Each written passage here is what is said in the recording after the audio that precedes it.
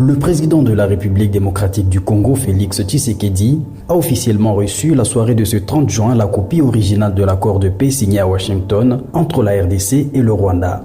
Ce document, remis en main propre par la ministre d'État aux Affaires étrangères Thérèse Kaikwamba-Wagner, marque une nouvelle étape dans la mise en œuvre du processus de désescalade entre les deux nations.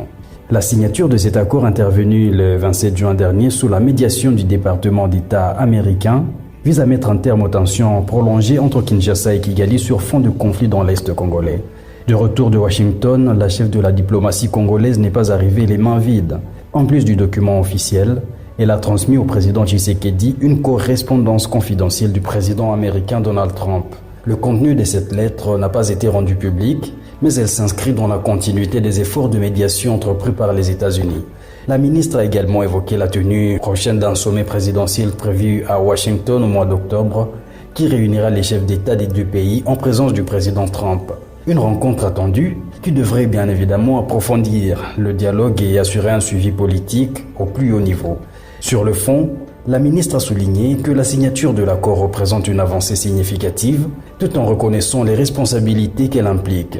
Selon elle, la RDC est désormais tenue d'honorer ses engagements et cela passe par une volonté claire de pacifier durablement le territoire national.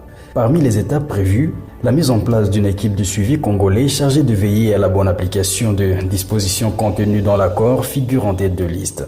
Cette structure devra s'assurer de la coordination entre les différentes institutions nationales et les mécanismes conjoints mis en place dans le cadre du traité. Il faut rappeler que l'accord de Washington marque un tournant majeur dans la relation tendue entre Kinshasa et Kigali. Il prévoit notamment le désengagement des forces, la cessation des hostilités, mais aussi la facilitation du retour des réfugiés déplacés internes, l'accès sécurisé à l'aide humanitaire, ainsi que la création d'un cadre d'intégration économique régionale.